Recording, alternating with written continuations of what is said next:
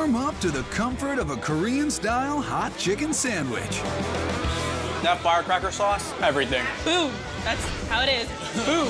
The best comfort food ever. Or tuck into the perfect pot roast like Mama never made. Such good flavors, such good memories. I wish I could say my mom could make this pot roast as good as this, but she didn't. We're taking your favorite comfort foods to the next level. Is now touching my inner belly and just like, hi, I'm so happy. Epic. Our philosophy is more and more is better. You just want to sit back on your couch and do nothing for like 5 hours. Pull up your favorite recliner and bask in Food Paradise's cranked up comfort. With all the fabulous comfort food in SoCal, you'd better be wearing your comfort pants, especially in the city of Artesia, home to the explosive delectability of belly bombs. It's so fulfilling. After you're done eating, you feel like you got this bomb exploded in your stomach and you just want to sit back on your couch and do nothing for like 5 hours. The fulfillingness comes courtesy of Chef Albert Shim. Call him Agent 00 Soul, because he's crossed the comforts of American soul food with the flavors of Seoul, Korea. I like making all types of food, actually, but I always go back to the Korean roots. It's where my comfort zone is when it comes to foods. It is nowhere close to traditional Korean food, but it has like all the OG original Korean flavors that mixes perfect with beer, and it's just awesome. They're taking it that next level, but like not overdoing it, which is, what you want. For next level comfort on a bun, check out Chang's Fried Chicken Sandwich. It's basically our Korean-style twist on Nashville hot chicken in a sandwich. Albert named it for his buddy, Chang. Then I named it after him because I love him so much. The sandwich is pretty great. A great chicken sandwich starts with great chicken, soaked in a brine as salty as the Pacific Ocean. Kind of like water retention. Whatever you season this salt water with, your chicken basically kind of drinks it in. Honey adds floral flavor to the cocktail. Then Albert livens it up with garlic, onion, and black pepper before sweetening the pot with Chinese 5-spice. It's got a lot of cinnamon, there's some star anise in there, some clove, Chinese boba shop, fried chicken kind of flavor going on. Then he drops some fresh lemon bombs, parsley, and thyme on that chicken, but not the whole bird. We prefer chicken thigh because it's a lot juicier, and we like to leave the skin on. While the dark meat soaks, Albert makes his famous firecracker sauce. It's a Korean-inspired sweet and spicy chili sauce. In a big hot pot, he sautés onions and garlic. Now it's really gonna smell like my mom's house. It's coming home from school, my mom's cooking a nice dinner. Just the sautéed onions and garlic smell. Ready for the red stuff. Korean chili flakes, ketchup, and killer cayenne. Vinegar and soy sauce make it boilable. Some sweetness, some sesame, and when everything's soft, he fires up the belly bomb's bazooka. Now, the only thing missing from this sauce is some fried chicken to love. I prefer like a nice flaky, crispy kind of fried chicken. Get a little bit of buttermilk, flick it into the flour. This is what makes your flakes. Albert takes the thigh from brine to buttermilk, flicks on the flakes, and gives it a fry. What's next? Let's crank it up. While the fluffy buttered bun toasts, crispy chicken meets fiery sauce. And when the bun is done, it gets a blanket of homemade Korean chili pickles. Fried chicken and pickles, you can't go wrong, honestly. Albert adds the massive hot and juicy chicken, a pile of fresh-made miso citrus coleslaw, and tops it off. This is a comfort food belly bomb.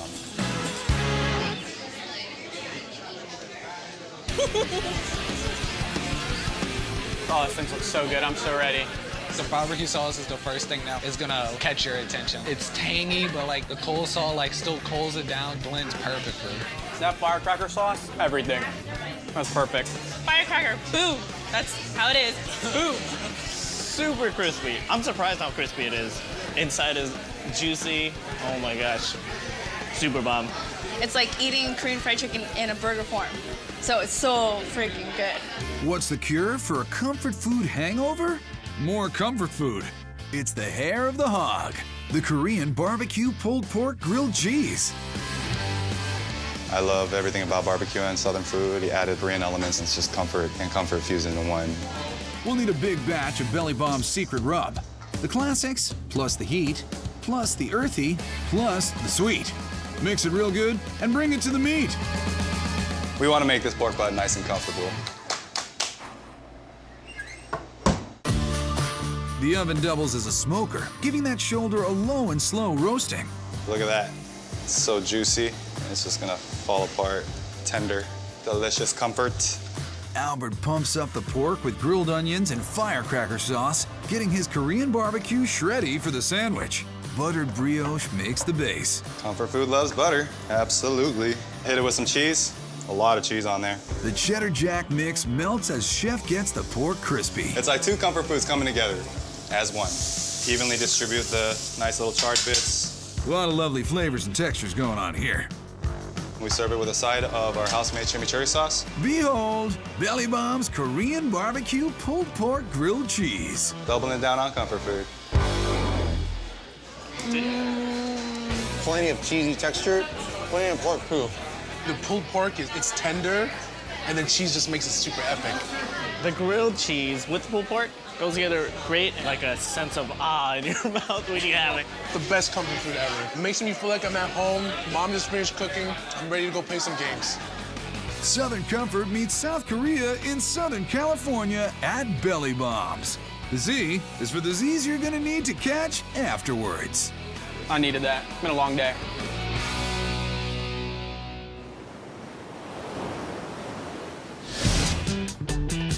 It's easy to get comfortable on the beaches of Sarasota, Florida. It's even easier to fall in love with the comfort food they're cranking out at Made Restaurant. MADE stands for Modern American Delicious Eats. And until this day, Mark will say that he came up with that. I did. No, you didn't. Yeah, I did. I came up with that one for sure. One thing these guys always agree on is serving comfort food, but you've got to know your audience. When you grow up, your first experience with food is your parents, your grandparents. And so comfort food in a restaurant is bringing it back to home. It's bringing it back to family. Luckily, Mark knows about restaurants and family. My family had restaurants all throughout my entire life growing up. I had to wash dishes, I had to busboy, and not just for like a shift. This was for like years. I definitely went to the School of Hard Knocks. Well, hang on to your home cooking hats, because this is not your mama's pot roast. Pot roast is the epitome of comfort food because it reminds everyone of growing up. I would come home after school and the whole house smelled like the pot roast. He's cranking it all the way to the top of Everest with a 12-spice rub that he mixes himself. And instead of ordinary brisket, Mark's using his favorite cut. All natural short ribs, bone-in, great marbling in these, and it's gonna cook for a long time, so you really wanna get all those flavors in there. He sears in the flavor with a flame grill, making sure to hit all the sides. Then this short rib journey continues to the pan for a drink. Mark's signature mix of coffee and root beer. I just like the sweetness from the root beer, a little bit of sweetness from the coffee, and then you get that bitterness too. You know, try to hit all the senses in one dish. Traditional veggies may seem neutral, but Mark shifts into overdrive with an intensely flavored beef stock. It starts out about 20 gallons, and then it ends up to be about 1 gallon, so we cook it for a long time. He seals it up and sends it to the oven. 3 hours later, I'm smelling my living room when I was 8 years old, just coming in from outside. Such good flavors, such good memories. But this is not his mama's kitchen. Mark fortifies the gravy with even more coffee and root beer, brings it to a short rib, and sends it baking. Veggies get flamed and set down in a hearty portion. Eat your veggies, wear your seatbelt. Better buckle up. Short rib and gravy arrive in full force, along with greens and oils for color. Who's cranked up and ready to eat? This is not your mama's pot roast. It's mine. This is hands down the best pot roast I ever had. It just completely melts in your mouth. It falls off the bone. There's no need for a knife. I've never had a meal like that. I hated pot roast growing up as a kid. I was kind of reluctant, and it's fantastic. The meat is just smoky, but I can totally taste the root beer. You can just gobble this down. It's wonderful. Wow. The gravies, the potatoes that go with it, the mix of all the different flavors and the sauce is outstanding. I wish I could say my mom can make this pot roast as good as this, but she didn't. Safe to say, Mom also never made mac and cheese like Mark's pork on pork on pork. Mac and cheese was so popular when we first opened, I only had one, so I'm just like, let's make a ridiculous mac and cheese, and a lot goes into this mac and cheese, I'll tell you that much. The ridiculousness begins with pork number 1, a butt, scored and rubbed. You got enough dynamite there, Butch? There's no too much. Get all the sides. I'll wrap it up and I'll keep it in the fridge for 3 days. 3 days later, it heads into the pan smoker. A few hours after that, it heads into the Pantheon. I think it's looking great. We're starting to get some nice bark on here. So now we're gonna add a little more flavor to it, some braising liquid so we can finish this off in the oven. A little bit more of this rib rub on top, and then this is just some chopped onions and garlic with a lot of flavor. While the braise commences, Mark goes back to the rub bank, this time for billionaire bacon, which is sweet and savory. We have the cayenne, the smoked paprika, the chili powder in there. It's giving it a different flavor profile than just sweet candied bacon. Pork number 2 heads into the oven, and it's hello pork number 3, chorizo, handmade by Mark. I kind of grew up working in Mexican restaurants, so I've got a lot of Hispanic influence in my cooking as well, and chorizo is one of my favorites. A sauce of Parmesan and Gruyere is combined with the 3 little porks and al dente pasta. Wrangle it all into a bowl for some baking, and finish it off with some bacon. Pork on pork on pork on mac.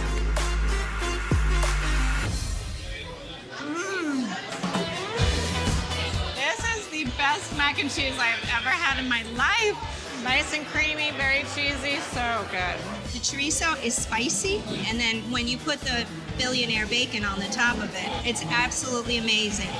Got this like caramelized candy crispness on the outside, as if bacon needed any help. It just added this like whole new layer to it. You get that surprise of the pork at the bottom that is so tender.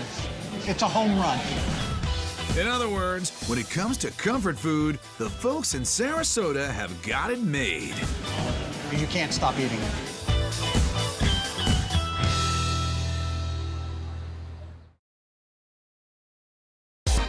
Leading off, local Dungeness crab. It has a sweet taste to it. It is special, it is unique. And I've been all over the world, and I've tasted crabs throughout. There's nothing like Dungeness crab. Goes perfectly with the city's official bread.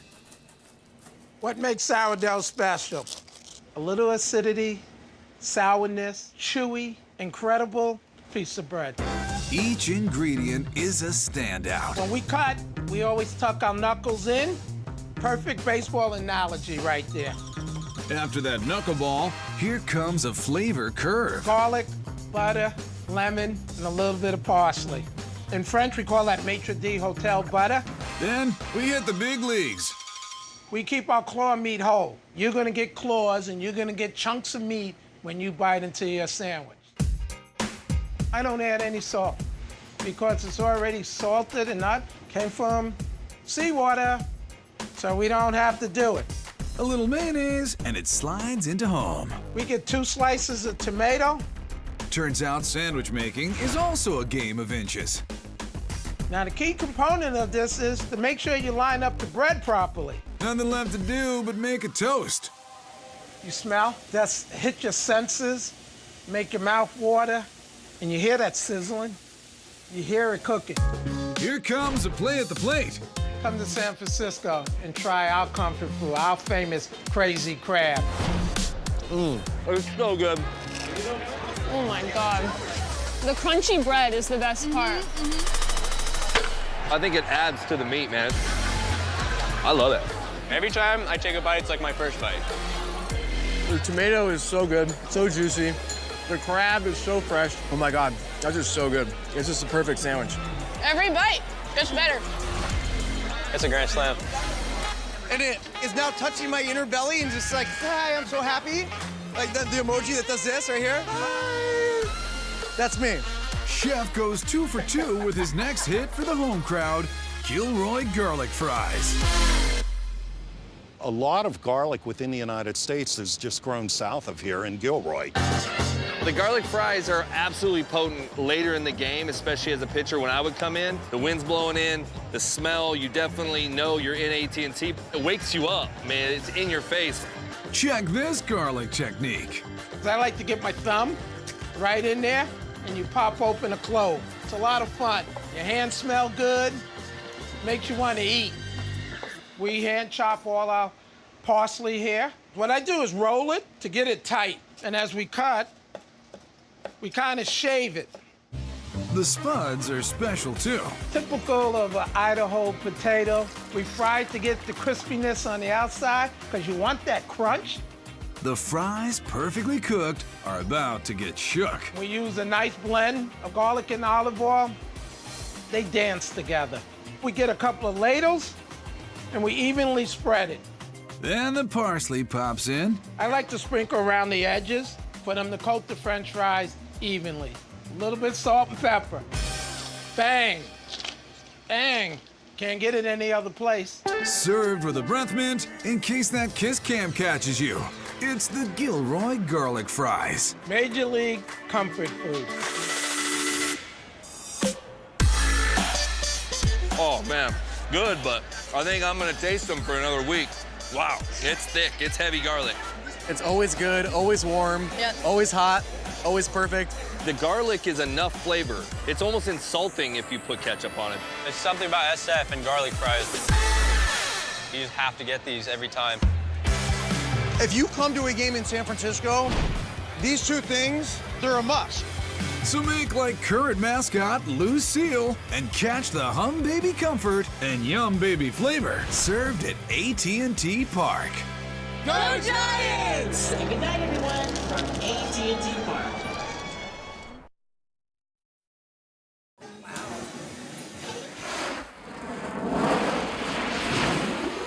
Foodie forwardness and sweet comfort come together in New York City. Thanks to the ever-innovative Chef David Burke, you can have your chocolate lava cake and eat it too. You know you're gonna feel good after you eat this comfort food, and you're gonna just be relaxed. That's pretty unique in New York. Comfort food is something that brings back a memory, or something that's familiar, that's heartwarming, or makes you feel good. Tavern 62 by David Burke on New York's Upper East Side proves you can be moving and shaking and still chow down on bacon. She's a vegetarian. There's a little bit of a familiarity to what we do. And taking comfort food and bringing it to the next level, there you go. You can surprise people. Like the surprising use of suspended hamination that he calls clothesline bacon. It's a dramatic, comforting dish, and it hangs on clothespins. That throws you back depending on where you grow. The adventure starts with something familiar. Well, look at this bacon. We all know bacon, but we don't all know this bacon. This is some fat bacon. And now for the amazing glaze. Maple syrup. Honey gives the maple a little more body. Black pepper coarse ground, because I want it to bite. Mustard powder, hot and spicy. Orange zest, that is the magic. Lots of orange. It thickens up until it's ready for a brush with greatness. Painting bacon. You can't get tired of this. And the mustard is gorgeous. You can smell it. Baking that bacon starts the caramelization process. It comes out smelling so spectacular, you gotta put it on display. Custom-made clothesline. And if my bacon's gonna be noticed, it's gotta be hanging around.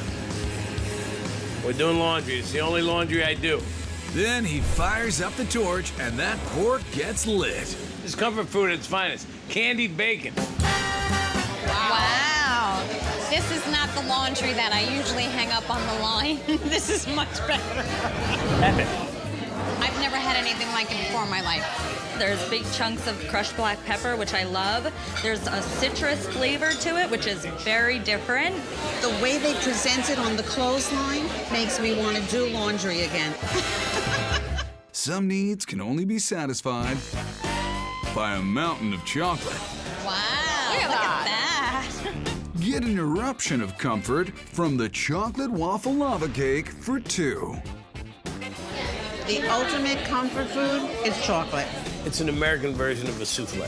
Ice cream, waffles, hot cake. Beautiful at first, and then you cut it and make a mess. This hot mess starts with hot chocolate. Very good high-end chocolate. Bittersweet, butter. We'll put those together. I'm gonna melt that. Meanwhile, David conjures a moist cake batter. Buttery chocolate plus cake batter equals better cake batter. It's mostly chocolate, and look how dark it is. A buttered ramekin coated in sugar takes the cake. This cake we want at a high heat because we want the inside rare. Making sweet, sweet lava in a hot oven. What's next? Chocolate waffles. If you're gonna make a waffle, might as well make a chocolate waffle, right? Right. This batter gets cocoa powder and it goes into an adorable baby waffle iron. Chef Burke takes the half-baked cake and makes a waffle and chocolate lava-licious super sandwich. See, we didn't cook it all the way. Voila.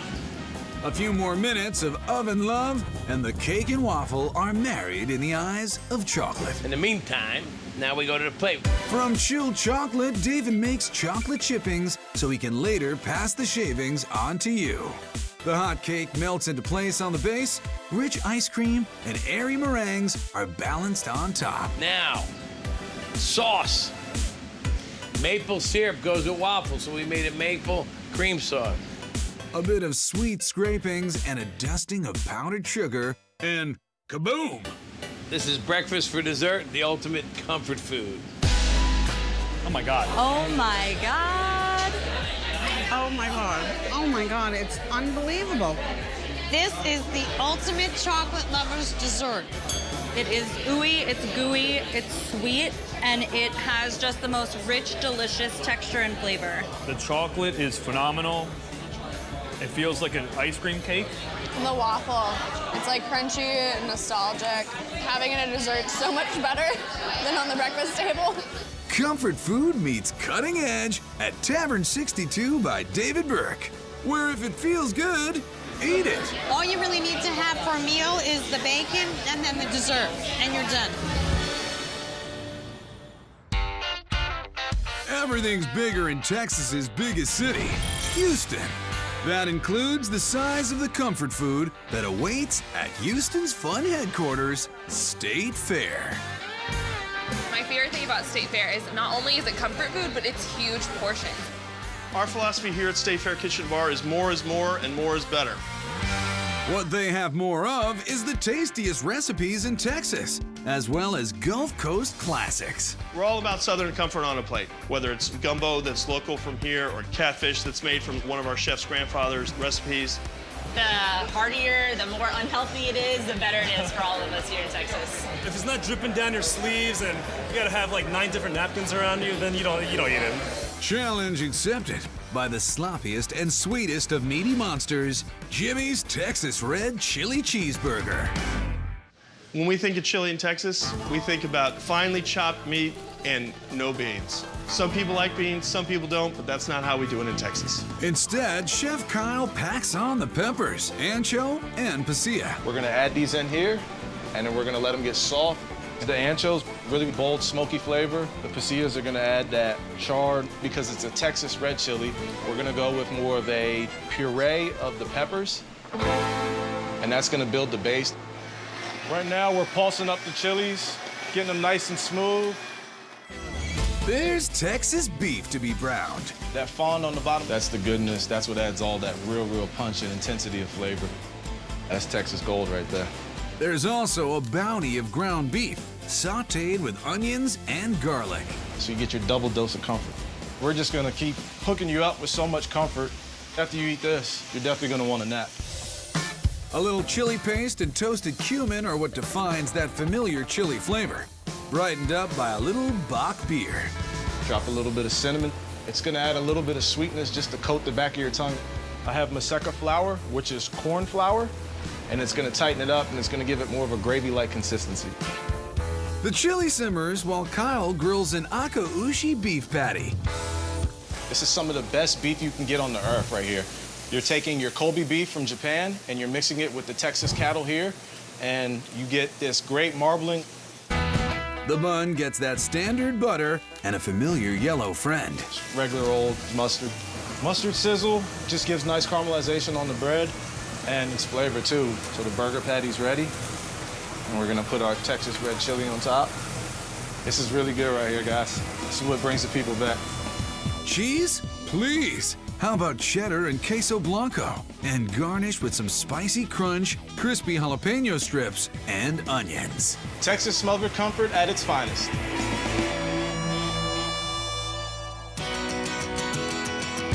It's a burger volcano. Probably one of the best chili cheeseburgers I ever had in my life. The chili con queso, talk about comfort food, just like my mom used to make back on the ranch. This meat is so tender, so juicy, and then you get to mix it with a little queso. There's like fried jalapenos in there, so you get that crunch. It gives it a little kick, which in Texas we really like our spicy. So comforting, I'm gonna take a nap after this. If there was a Southern comfort food video game, creamy mac and cheese would be the boss. And it's leveled up with beef on the Mackin' Burger. It's literally the biggest burger I've ever seen in my life. Kyle crafts this monster out of elbow macaroni mixed with melted American. And then it's gonna go right into a cookie sheet. Just smoothing it out right now, so when we cut the mac and cheese patties, I have an even sized patty all the way across. The mac firms up in the fridge before a little dance with the disc cutter. Right into the flour, egg wash, and you put a little panko on there.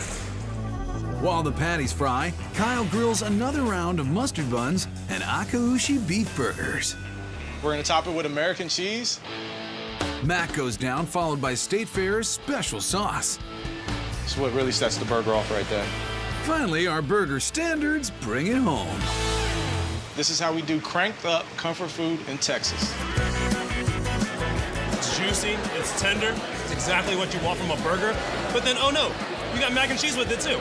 Not only do you get the macaroni and cheese with the crispy outside, you get that double layered cheese. That mac and cheese patty just makes it. It's fried, it's crispy, it's rich, it's salty, it's creamy, it's just amazing. It's always a rich thrill ride of fun flavors at State Fair. This is Texas food. All you can ask for right here.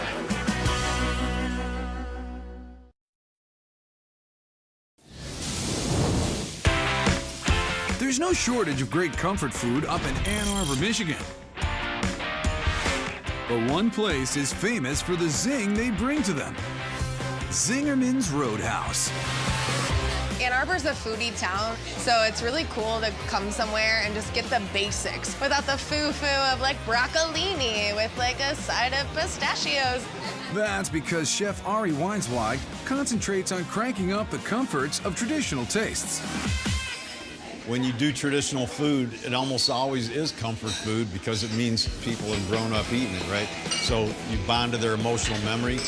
But if you use really, really great ingredients, the flavor's 10, 15 times more than what they had when they were a kid.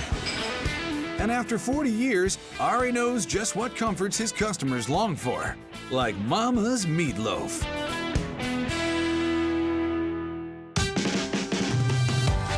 When I'm feeling like I just need to be hugged with deliciousness, I get this meatloaf. It starts with a combination of pasture-raised beef and pork. With two different meats, you're getting two different textures as you eat, two different flavors coming together to make it a lot more interesting. Ari cranks up the flavor even more with cage-free eggs, onions and garlic, and organic herbs. If you bring great ingredients together, they speak for themselves. Some panko for binding and a pan for baking. That meatloaf is gonna bake for 45 minutes while Ari builds his gravy. We're gonna start with a real simple roux. We're gonna slowly add a little bit of flour, and then we're gonna add some homemade beef broth. Something that's gonna accent that great meatloaf with the pork and the beef in it. Ranked up gravy, ready for our meatloaf. The meatloaf emerges hot and crispy, gets cut into a major portion, and settles in with garlicky sauteed spinach, extra creamy mashers, and plenty of gravy. Let's get cranking. Your mama's meatloaf, cranked up comfort food for everybody. It's moist, delicious, savory. You really get the round, buttery flavors of the beef and the pork. It has a little bit of garlic in it to make it just kind of pop. The mashed potatoes are incredibly smooth, and then you top it with gravy, and you're like, I love spinach, and it's cooked just right. I need to bring this person home with me, and they need to do spinach for me the rest of my life. It's like your mom, like, come here, child. Everything's gonna be okay. That's how you feel when you eat this meatloaf. It's amazing. Even more amazing? Pimento cheese and bacon macaroni.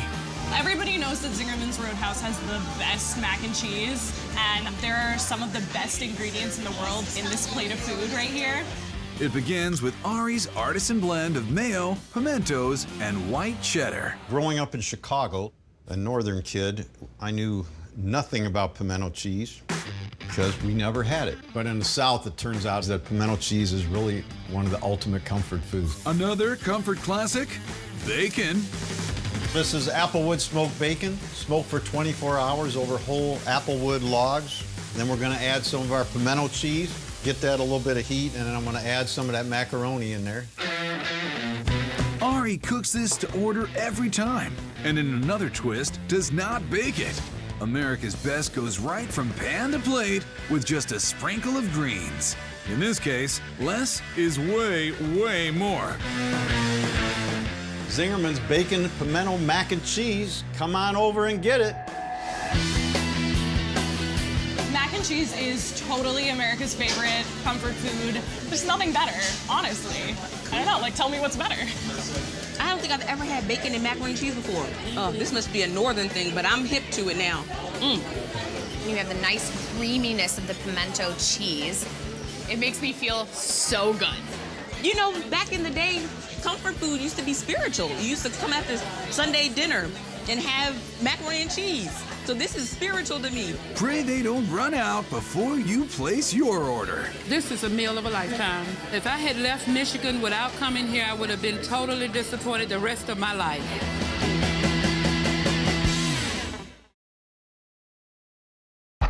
You know, comfort gets cranked to the max in the Windy City, and it keeps cranking in nearby Oak Park. That's where big meaty flavors are brought to you by the letter Q, as in Q barbecue. Barbecue is my ice cream, but for dinner. Just think of summer and outside and family reunions and makes you happy. That notion's A-OK with co-owner John Rott. Comfort food is one of those things that your mother would make you. Something that makes you feel good when you eat it. Barbecue is the ultimate comfort food. So we took the best parts of barbecue from all over the country and brought it to Chicago. From Carolina-style pork to brisket with a Texas accent, plus fixings galore and plenty of folks jawing as they chew. Civilization started when people started cooking meat, right? We sat around waiting for our meat to cook, and we started telling stories and, you know, sharing experiences and ideas, and then eating really good food. It just makes it that much more comforting. Then you can take comfort in this pillar of the civilized barbecue world, the pulled pork sandwich. That pulled pork sandwich is a nice, juicy, moist sandwich, and then we Q-style it up. The Q-style has many layers, but the foundation is their 10-hour smoked pork, rubbed Memphis style. When we're seasoning the pork, we want to make sure that we get a nice, even coat all over it, get all the nooks and crannies. We use brown sugar, paprika, and our signature mixture of herbs and spices to create that nice caramelization on the pork, add that smokiness, that sweetness. All right, we're all spiced up, ready to go. Time to head to the smoker. See you in 10 hours. That's 10 hours of low temp over hickory wood. You can't rush barbecue. You got to take your time, you got to be patient, and that's how you end up with that nice crust, nice bark developed. Smells great. It's ready to pull. Standard barbecue pork procedure so far, but here's the Q barbecue twist, smoked Gouda. In the Midwest, people like cheese. That smoked Gouda adds a nice little complex flavor and enriches that sandwich.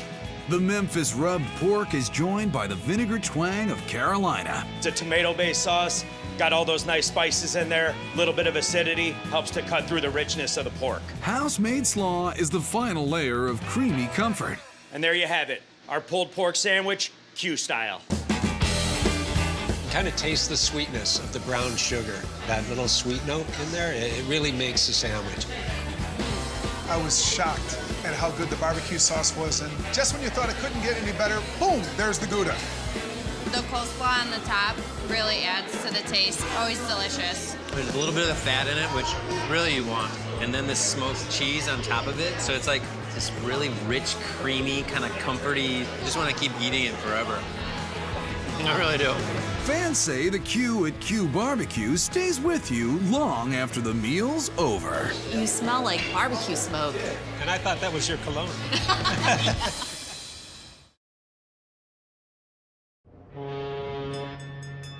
The coastal city of Norfolk, Virginia may be quintessentially Southern, but at the Dirty Buffalo, they're serving up quintessentially Yankee comforts from upstate New York. This place is unlike any other place in the area, and I love coming here. That's because husband and wife owners Stephanie and Russell make everyone feel welcome. We want everyone to feel at home. If you just look around, you get every age, race, sex, it does not matter. It's a comfortable atmosphere. I got 15 bone in. Even in the kitchen, where the staff is dancing and cranking out all kinds of tasty. We chose comfort food because it's just simple. Things that are good flavor, good to the soul, and just take you to a place that is reminiscent of when you grew up. Here comes the twist. Russell is from the Rochester, Buffalo area. Moving to Norfolk meant leaving behind local dishes he loved his whole life. I just missed being home, and so now I brought home down here. You hear Buffalo, you think wings, and Russ has them. But he's also got another hometown hero, the Dirty Chick. The Dirty Chick is all the food is piled on top of each other, and it's a really messy experience. And that combination really comes together into something that's surprising in your mouth. So often the secret to making something surprising is to start with something familiar. Right now we're making our cheese sauce for our mac and cheese. First I'm gonna put my heavy cream in, bring it up to a little bit of a boil, and then I'm gonna add my spices. He deploys the seasonings you'd expect, then comes the good stuff. Shredded American first, and then we're gonna add the shredded mild cheddar. A little whisking, and Russell's a happy man. I love our cheese sauce. I'll drink it. That's delicious. To balance the creamy, he's gonna need some spicy. I've done 300 some odd sauces and rubs, and my favorite one is Cajun Buffalo. Don't put it on anything, except cereal. Russell begins with hot sauce from the original wing recipe in Buffalo, then adds 10 other sauces like their sweet honey mustard and barbecue sauce, and spices. We're just gonna mix everything in really well, bring it up to a boil, reduce it down, let it cook for about 2 hours, and then we'll be good to go. Home fries cover the plate, then pasta is mixed with the cheese sauce and slides into place. No skimping. It literally is the mac and cheese at the end of the day that keeps people coming back for this. Chicken tenders are soaked in buttermilk, then dredged, fried, and tossed in that Cajun buffalo sauce, with a little extra for good measure. We call this Picassoing, so we're painting the chicken tenders. Put a frame around it, and let's have a look. So do your taste buds a favor and eat dirty. Wow, have you ever seen that much mac and cheese before? Nope. For me, the mac and cheese is the definition of comfort food. You've got the crunchiness of the chicken, you've got the ooey gooeyness of the mac and cheese. I mean, it's a classic American comfort food, and it's just the best. Amazing. It is exactly why I come to the Dirty Buffalo, for a delicious mess. No one's serving cranked up comfort like Stephanie and Russell and their whole extended family in the back. The Dirty Buffalo! I don't know about you guys, but after all this cozy comfort, I'm ready for a nap. Don't miss out on these historically great Ballpark brisket nachos. These nachos are like heaven. And you gotta grab a rack of ribs at this Georgia barbecue joint. Whatever they're doing back there is truly amazing. I could eat them day in and day out. Every restaurant has got that one dish you just have to eat. These are the best burgers in the universe. Definitely a sandwich I'll be thinking about for quite some time. This is the first time we've ever been here, but we're joining the cannoli club. It's like a plate made in heaven, honestly. That makes them Food Paradise MVPs. Most valuable plates. Ladies and gentlemen, your attention please. It is nacho time in Texas. Woo! Texas Rangers! As home of the Texas Rangers baseball team, Arlington's Globe Life Park knows a little something about MVPs. Just ask 1999 American League winner Pudge Rodriguez. The set and the pitch. Swung on, high drive, well hit left center. That ball is history. Rodriguez has done it again. I spent 12 great years of my career here, and to me, this is one of the greatest fans in baseball. Hold that thought, Pudge. We're actually talking about most valuable plates. Have you seen this thing yet? Bigger than your face. The food is absolutely crazy here. They've got a bunch of big, huge hot dogs, best drinks on tap. A lot of the stuff you'll hear on TV is like these super large items that we do. But our culinary team here, they definitely cover a lot of the things that Texas likes. Including smoking their own brisket. 150,000 pounds of it each season. Brisket's a way of life in Texas. It's beyond love. It's, you can't get enough of it. You can get it smothered in barbecue sauce, stuffed on a sandwich, or covered in cheese and piled high over tortilla chips on their totally awesome nachos. That's how we do it in Texas, baby. If there's one thing that I would never want you to take away from me, it'd be Tex-Mex. And if it happened, I'd be a depressed man. If you're in Texas, you're coming to get some monster nachos. They got great food here, and they got MVP food. Chef Derek gets that beef in shape with the brisket version of spring training. We want to clear this fat cap off, take it down to about 1/4 of an inch. You don't want to take it all off. Lean brisket's a dry brisket. You don't want that. Then, like the team trainer, he gives it a soothing rub made from salt, paprika, sugar, and cayenne. Texas loves some heat. The more cayenne we got, the spicier it is, the more beer we sell. Definitely want plenty of spice and rub on there. The brisket will ride the pine, or rather, the oak and hickory, in the Ballpark's giant smoker. It's gonna smoke for 12 to 15 hours, so it penetrates in there. It smells amazing. You get that good smoky smell coming off of it, you know it's ready to go. Ready for chopping. He builds a base out of iceberg lettuce. Then we're gonna go with our tortilla chips. Load that bad boy up, nice and heavy. If you've ever enjoyed nachos at a game, thank the Rangers. This is where that creamy portable cheese we all love was invented back in 1976. This nacho cheese here is one of the greatest gifts to humanity. You got that spiciness from the brisket coming through, you got that creaminess of the nacho cheese cutting it down, it just goes well together. Gonna top it with some pico de gallo. You know, I gotta balance it out a little bit. We can't go all meat all the time. Derek adds sliced jalapenos to make it kick. We're gonna hit it with a little bit of sour cream on top, just to kind of mellow that spice out a little bit. And then topped with just a few nacho cheese corn chips. Bringing some Texas heat like a Nolan Ryan fastball. Our totally awesome nachos. These nachos are like heaven, and you get to keep the hat. These nachos are MVP because this brisket is off the chart. The Texas Rangers has the best brisket in the MLB, for sure. The queso here is way better because it's got that spicy kick to it. It goes great with the brisket and the sour cream. Oh, it has some big league firepower. This has got the full package because you have the brisket meat, you got vegetables in here. Sour cream's a nice touch. A little tight to get in there. Right? It's all the way down here. You work on the sides and you dig. The park's 2-foot Frank, called the Boomstick, already had major bigger in Texas cred. But this season, they've upped their long game with this Tex-Mex twist. The bun is a tamale. They call it the MVT dog. Our most valuable tamale starts with masa. It's got a really distinctive kind of corn flavor to it, kind of like a corn chip without as much of the crunch to it. Corn flour and water are fattened up with every grandma's favorite, lard. While that's mixing, we're gonna add a 1/4 cup of chicken stock, 1.5 teaspoons of kosher salt, and a teaspoon of baking powder. Derek adds the sweet smokiness of Guajillo chili paste before rolling out the dough. We're gonna lay our corn husks out on top. Kind of like raking the infield here, getting it spread out nice and evenly. Regular tamales use 1 husk, but Derek needs 5 to keep our boomstick under wraps. We're gonna put that right in the center, wrap that bad boy up. Then he sends the MVT to the steamer. Looks perfect. Masa's done just right, not crumbling too much. Now, when do the beans go into chili?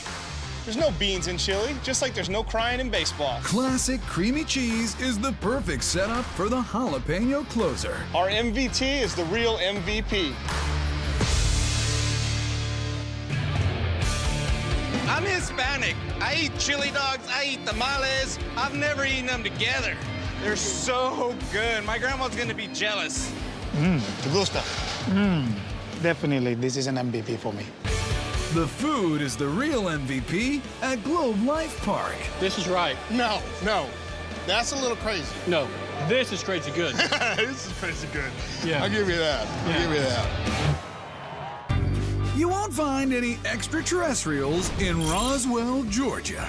But there's plenty of out-of-this-world smoky goodness at Grand Champion Barbecue.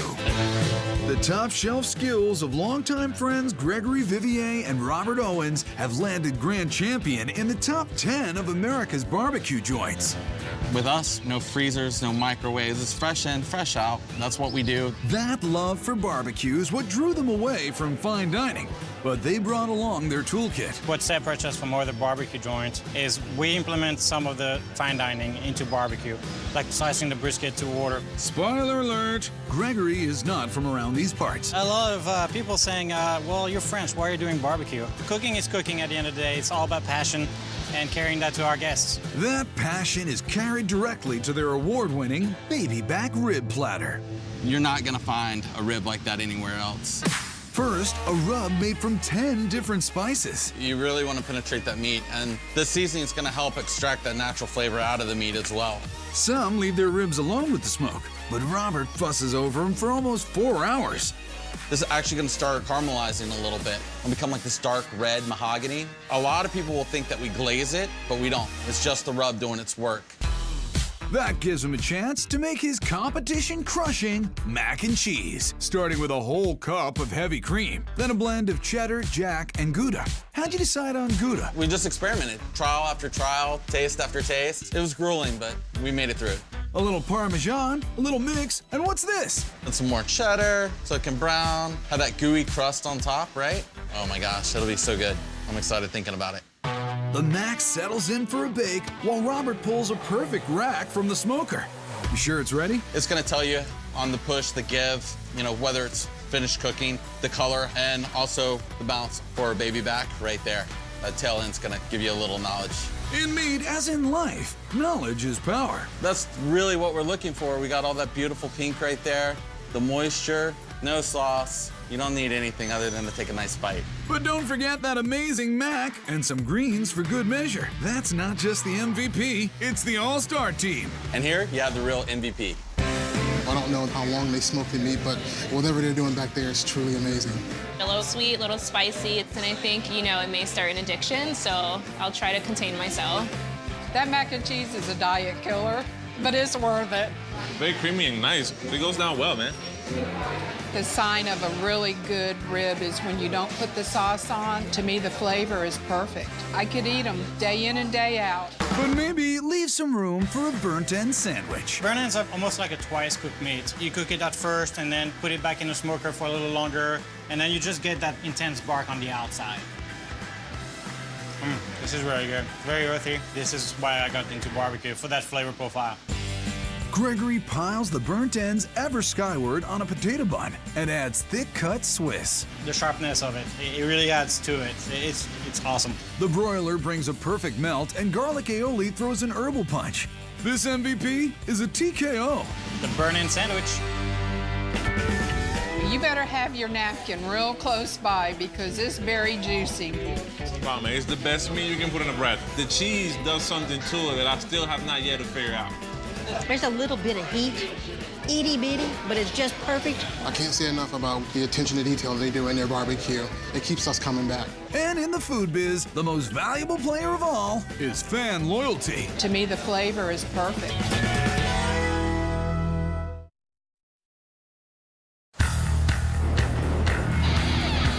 No question, Chicago's racked up its fair share of food MVPs over the years. And the current contenders for most valuable plate are the ones boasting the burgers at the Bad Apple. These are the best burgers in the universe. They're creative and they're daring. You're gonna see a bunch of ingredients that you don't usually see on burgers, and it all kind of comes together, and it's just deliciousness. Look how juicy this is. These burger creations are all dreamt up by lifetime burger buff Craig Fass. You come to Chicago for big, bold flavors. Notice our deep dishes, big, fat flavors. Have you seen the hot dog we serve here? It's ridiculous. So when we do a burger, you gotta do it big here. You gotta do it right. He does it right by starting with a proprietary blend of chopped prime cuts delivered daily by an artisan butcher. This burger's designed to taste like a steak. And when we top it and design our burgers, we think what goes with a steak, what complements a steak. There literally is no burger in the United States like this burger. Staking that MVP claim is Craig's crazy, mad, maxed out burger creation just beyond the Thunderdome. This is gonna be a monster burger where you're gonna have to figure out how to conquer it. One meat enters. Here's our beautiful short rib. Absolutely amazing. Here we're gonna season it with salt, pepper, garlic salt, and onion salt. After we get it on the grill, we are going to be sealing in the juices for a 4-hour braise. So while we have the short rib cooking on the grill, I want to start my carrots, which are joined by onions, garlic, and tomato paste. It's going to bring out the sweetness, and then you add the secret ingredient, wine. Welcome to the Thunderdome. He adds stock and a sachet of seasonings. Sachet, sachet, sachet. Then the short rib, and after 4 hours of low and slow... Man, doesn't get any better than that. And this is just the first step you need to go through to get beyond Thunderdome. We need another hero, and here comes one now. And this is why you're here. This 8-ounce patty, grilled to perfection the way you like it. You want to put a lot of seasoning on this burger because when you flip it, some of it's going to fall out. Speaking of which... All right, so we're going to flip and re-season. A little bit of cheddar cheese right on top of that. Now, you want to take a nice big chunk of short rib, put it on top of your burger, let all those juices mingle with the cheese. Along with onion rings, horseradish aioli, and fresh cut fries, simply the best. The greatest meal lies just beyond Thunderdome. This shows up and you're just like, yes. Oh, that's unbelievable, that burger. Oh my God. With the Thunderdome, what you're getting is the delicious hamburger, but beyond that, you get the short rib, which has a little bit of a barbecue taste to it. It's really juicy, and the onion rings give it a little like crunch at the end. I also love horseradish, so honestly, I think this burger was like made for me to consume it. Honestly, you just get a big old mouthful of flavors in every bite. Thunderdomes are one thing, but can you handle the burger they call the Wrath of Julia Child? So this would be like all of her French cooking flavors combined in one burger. This here, look, it's steak. This is no different from tartare. That's a raw steak dish, a French classic. And he accents it like Julia would, with stuff like shallots and anchovies to capers, mustard, and... hot sauce, Worcestershire, garlic. Then we're gonna take these ingredients, we're gonna mix them in the bowl and create a little crisp, sharp relish that we're gonna be topping the burger with. Fear the wrath. Another half-pound artisan patty is seasoned and then flamed alongside another traditional tartare companion, the egg. It's beautiful. The yolk is still runny, so I know when I cut into this burger, I'm gonna have yolk everywhere. So Craig employs a spongy brioche bun, then covers his burger with the tartare relish, a beer-based béarnaise, and that sunny side egg. As Julia would say, bon appetit with the Wrath of Julia Child. Ooh, the egg just cracked. The egg just broke. I got a little excited. It oozes together. There's a little bit of garlic, there's a little bit of pepper. It's all these different flavors, not what you would expect at all on any burger. This Béarnaise sauce is just to die for. This is buttery richness of heaven. It is awesome and super messy and really runny and everything I love. Bad Apple definitely puts burgers on the map in Chicago. A tall order in a town with some of the most valuable plates anywhere. Bad Apple!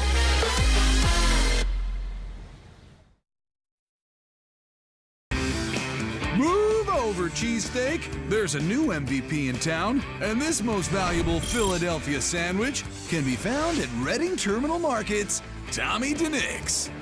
Every time I come to Philly, I gotta come to DeNick's. This South Philly extended family has been slinging sandwiches since 1954, but began as butchers 100 years ago. Our name is essentially two names that were combined. We were Nicolosi's initially, and then when my father went into business to do the first sandwich shop, it was him and my cousin Frankie DeClaudio, Nicolosi, DeNick's.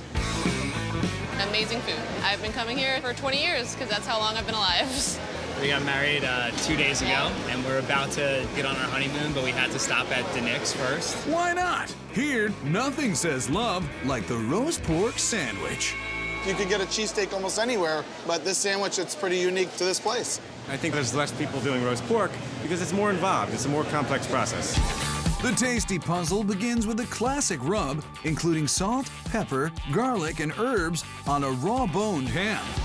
Nothing fancy here. My father always said, nothing but good basics. Everything we do, you can find in a cookbook. Really? Even this pigskin thing?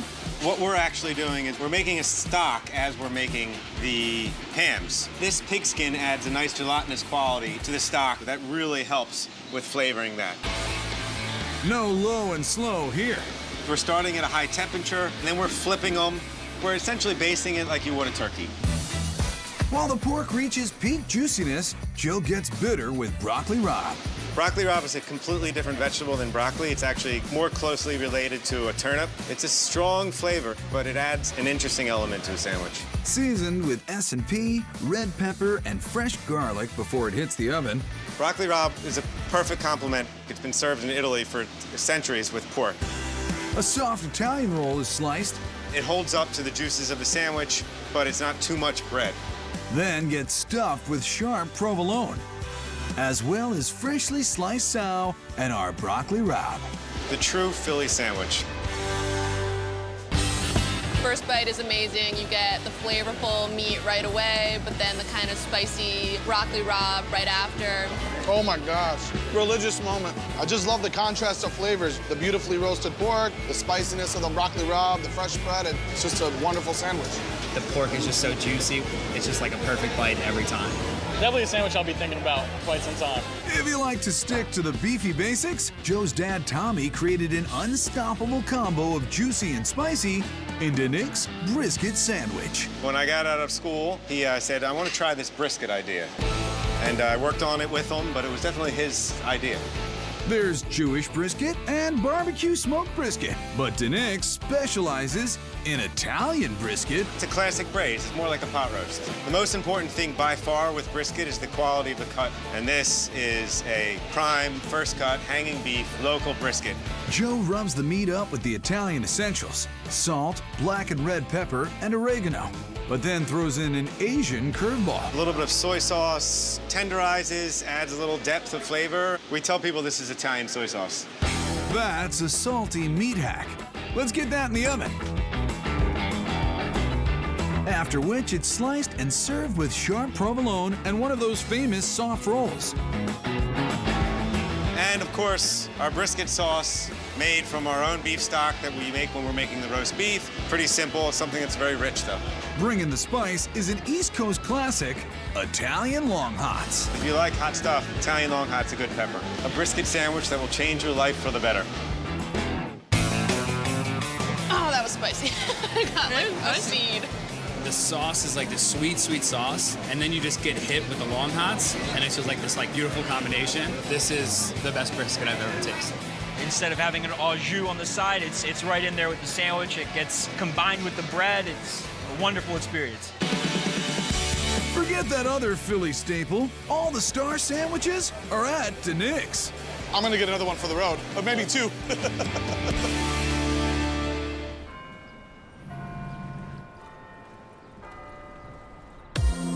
what to do when your sweet tooth is aching for some old world style satisfaction in New York City?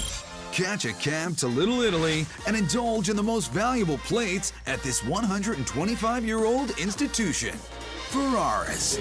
It's my favorite cafe in Little Italy because of the cappuccino, the gelato, the Napoleons. I mean, I could go on and on. And you have all the history here, and the food is amazing. That's what keeps us all coming back. This is the first time we've ever been here, but we're joining the cannoli club. That's music to the ears of the most recent keepers of the Ferraris flame. Ferraris is incorporated since 1982. 1892.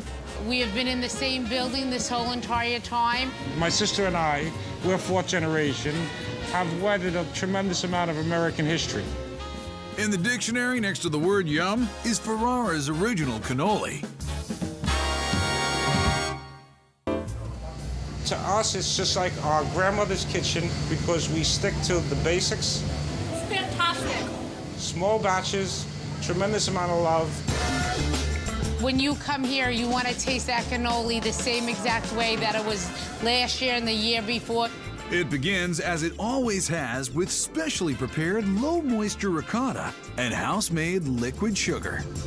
So the ricotta's a little rough. The liquid sugar helps me cream it. And I'm going to slowly incorporate our citron. Citron is made from the skin of a citrus fruit, and it gives you this fresh bite. Add in chocolate chips and a whole lot of elbow grease, and where are we? We arrived at what we consider the quintessent cannoli cream, and we've been sticking to this for 125 years. There you go, baby. Cannoli cream. The shells from a secret recipe dough are up next. We're gonna gently press and form the basic shape of the cannolo, which we call a blank.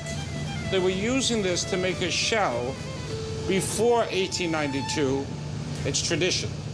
Two of the blanks are carefully wrapped around a metal tube called a cannolo. They used to be made of wood, but in this case, Ferraris went modern. It's made out of aircraft aluminum, so the heat can transfer through the aluminum to cook the inside of the shell. Those dough-wrapped tubes take a dip in the fryer and come out golden brown. Some are coated in chocolate, but all of them get Ferrara's signature cream. It's the MVP of desserts. Holy cannoli, our most famous pastry since 1892. Oh my God, it's luscious. That's the word, luscious. The shell is nice and crispy, and the cream is unbelievable. It's like all you would want to do, sit all day with a spoon and eat the cream. They're super crunchy, but then you have the middle, which is really, really soft and creamy. You know, the ricotta isn't overly sweet. This is the best cannoli I've ever had, ever. I love it. Can we have more? Oh my goodness, I have to have some more. It's delicious. Also delicious, Ferrara's most valuable non-cannoli, the chocolate truffle cake. It's devil's food cake because it's so delicious, and during Lent, it would say the devil's got you and you had to eat it. This deviliest of all devil's food cakes meets another sinner, rich chocolate ganache. It's a French term. There's a correct recipe to dark chocolate, heavy cream, and eggs. That's it. Dark, rich chocolate. And the French are very adamant about this. And they're right, because there's a balance and a richness that makes it so great. Ernest dials up the chocolate intensity even more by coating the cake in crunchy cookie crumbs. So you have these three different textures. You have the crumb, you have the cake, and you have the smoothness of the ganache. Now look at my hand. You have to get chocolate on yourself when you make a chocolate cake. Otherwise, you're not doing it right. The cake is carefully sliced into perfect wedges, then drizzled with even more chocolate. Ernest adds cookies colored like the Italian flag and some gelato. Mamma mia. Oh my goodness. It is to die for. It is moist, it's decadent. Tasty, yummy. It just reminds me on my grandmother's kitchen, you know, like and that's something priceless. The flavor is amazing. Oh my God, delicious. It's everything right about Little Italy wrapped into a dessert. Which is what makes Ferrara's the most valuable pastry shop in little old New York. Holy cannoli!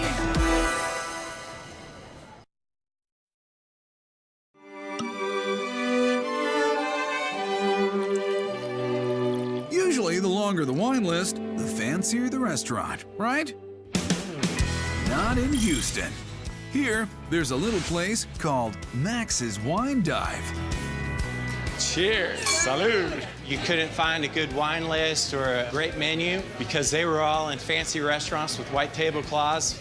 So we decided to put all of that in a place where we wanted to hang out.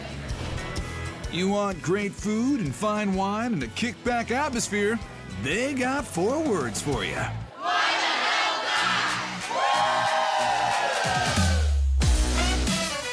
Capturing that ethos is the Wine Dive signature MVP pairing, fried chicken and champagne. We stumbled upon champagne and chicken as a perfect pairing. You need something that has a fairly high acid content to cut through that fat, and then you add the bubbles of champagne, and it just turns out to be this wonderful mix. Chef Brandy Key, make it sing. La la la la la! I can get really loud. That wasn't even as loud as I can get. I'm good. One of the most important things you got to do when you do fried chicken is you've got to have a great spice blend. We're talking salt and pepper, garlic and onion, cayenne and paprika. But most important of all is an old family secret. It's a special blend her grandmother used to keep pre-mixed in an old coffee can. Anytime that can came down, you knew something delicious was about to happen. Some grandma mix goes into the flour coating. The rest is for the buttermilk brine. Buttermilk is actually a fantastic tenderizer for poultry. It'll break down the chicken a little bit and give a little twang to the whole thing. And the trick is you're gonna let it set for 48 hours. You gotta be prepared. You wanna have a little bit of time beforehand, but I promise you the flavor payoff in the end is the best.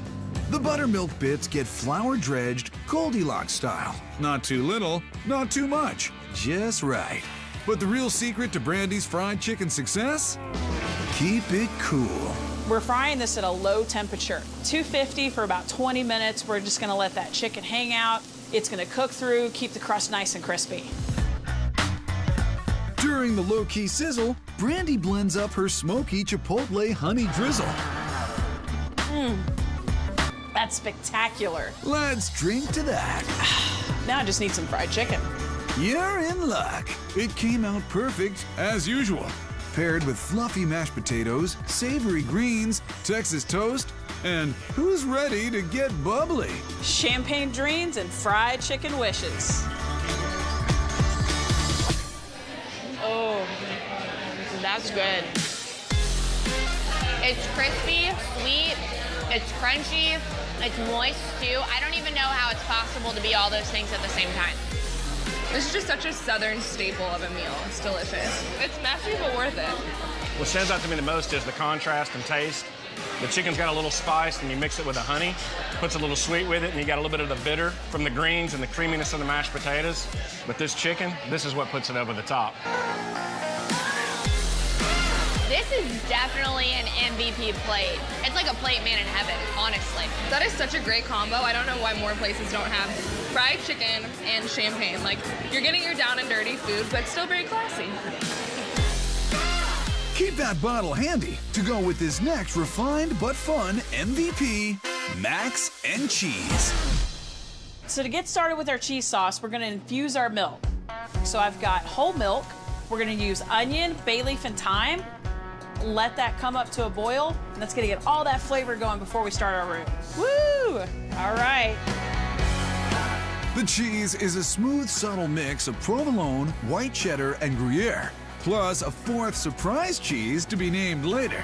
What you can see here is that we've got this nice, thick cheese sauce. This is where it's at. It's got all this flavor and gooiness. Lately, cavatappi has pretty much replaced elbows as the go-to mac and cheese pasta. It's got ribs on the outside that really hold the sauce, and it's kind of got that little curly corkscrew, which is a lot of fun to eat. And then all that sauce can go all the way through that noodle to the end. Here's that guest star cheese, Grana Padano. This is kind of like Parmesan. It's gonna give you a nice salty bite for the entire pasta dish. Most places garnish with parsley. Max's uses fried chicken. It's a garnish. Hey, why the heck not? Guess what else goes great with champagne? Max and cheese. This is like all I've wanted all day. These things. Oh yeah. The cheese sauce is so creamy. The flavors really kick in as you're eating more of it. You can taste all the different cheeses and all the different seasonings and the breadcrumbs in there, and it's really tasty. Oh wow. It's very creamy. The cheese is very smooth. All right, can I keep eating? The cheese is all over the noodles. Inside, it's outside, it's all over, and it's delicious. I can't wait to dip my chicken tender in that cheese sauce. So good. And then wash it down with this. It's fantastic. It really is.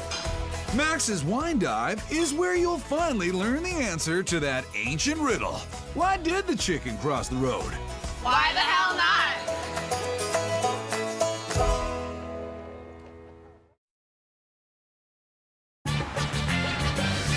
The search for pizza talent in Los Angeles brings us to a classic 7 decades in the making, Baroni's. This local legend has treated generations of Southlanders to one-of-a-kind MV pizza. It's homemade Italian food at its finest. The pizza's undeniably the best pizza in LA. I challenge you, find me a better pizza. How did this pizza perfection come to pass? Third-generation owner Tom Monteleone serves us the story with a nice Chianti. Baroni's first opened in September of 1945. Either the first or second Italian restaurant in the city. If I had pictures of all the famous people that came through our doors, we'd have to open 3 more restaurants just for wall space. In fact, it was a group of famous New York actors known as the Bowery Boys who changed LA dining history by asking for pizza. In 45, we didn't have a clue what a pizza was. So my aunt and my uncle said, well, how do you make it? So you got Hunts Hall, Leo Gorsi, and the rest of the bunch saying, hey, here's what it is. Let's try to make it. And boy, did we make it. So local legend has it that Baroni's became one of the first places in Southern California to make pizza. All these years later, the MVP is still the house combo. In the kitchen, Tom's daughter Laura starts the sauce with the holy trinity of Italian cooking: olive oil, onions, and garlic. It smells amazing.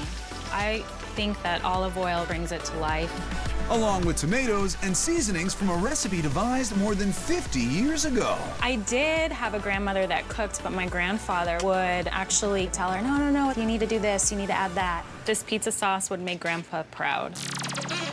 Back in '45, there were no round pizza pans in LA, so they laid their dough on cookie sheets, and the Baroni shape was born. Even the sauce goes down differently. This is really unique. We just kind of swish it around. It's kind of like a family thing. Just everybody knows to do this, and it was just kind of something that was passed along. Laura adds layers of sausage, peppers, and pepperoni. Our pepperoni is very unique because it's smaller and it's thicker. You can just really taste the fullness of the pepperoni. But the biggest departure on this MVP pie is the cheese.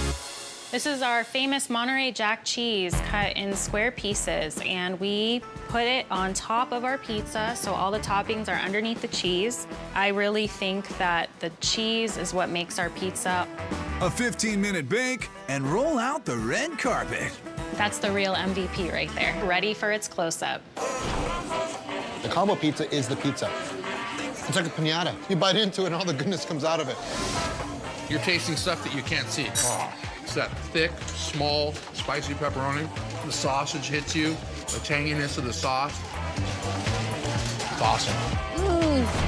I'm communing with my food. It's nice that the crust is kind of thinner, so you're not eating a ton of dough. It's more the toppings and the cheese and all the layers. Who thought of putting jack cheese on pizza, number one? It's a totally different flavor because everyone else uses mozzarella everywhere you go. I think this is a new category. It's past MVP. Yes. Here's another new category, MVL, for lasagna. The lasagna itself, it's the same way we've been making it for 73 years. It's an all-cheese lasagna. It's a lot of ricotta, very thick layers. It's excellent. The ricotta conspires with Parmesan herbs and seasonings and fresh eggs. Then Laura does what she's done her whole life. How could I not love working here as a kid? She also learned early on how to lay out the noodles, layer in all that cheese, and most importantly, keep it all together. We're gonna tuck this lasagna in and put it to bed. And then I'll use olive oil on the ends of each noodle, and then I kind of just slip it through, make sure that it goes right under the first layer. Once baked, a massive slice is showered with marinara and joined by 2 house-made meatballs. A crown of Baroni's signature jack cheese gets melty, and the crowd goes wild. Lasagna and meatballs is the real MVP. It's cheese on cheese. It's just, doesn't that just sound enticing? Cheese on cheese? It's so thick, the cheese just wants to latch onto everything. Look at that. The sauce gives it a delicate flavor to kind of balance out the cheese. Just melts in your mouth. I'm gonna make sure I get this big one right here. Get more cheese. I'm gonna have to help it. Oh, that is good. I just tasted heaven again. Thanks to one family that took advice from the stars, Baroni's is LA's MVP. I'll see you for dinner tomorrow. Same place, same time.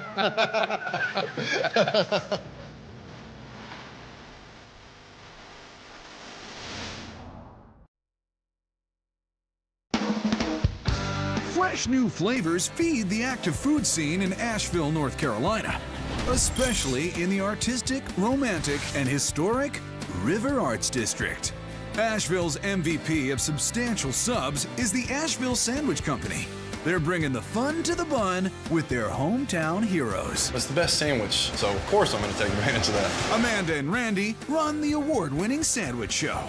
Amanda, she does all the cooking and run the day-to-day stuff. I just sample the food. It's a tough job, but someone's got to eat the huge hoagies covered in shoestring potatoes. And by someone, I mean everyone. Their sky-high French fry must-try is Asheville's pork belly banh mi. I like the pork belly because it does taste a lot like bacon, but it is a thicker cut.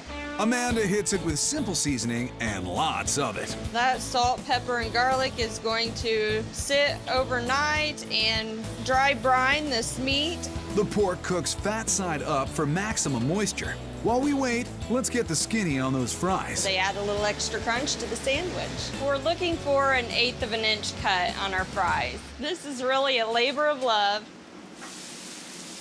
After the long, slow roast, how soft is that pork? Cuts like butter. That's exactly how I want it. Amanda crisps it up using her pig iron because good things come to those with a weight. Then she preps a bed of bread. Nice buttery flavor on the outside, and it's so soft on the inside.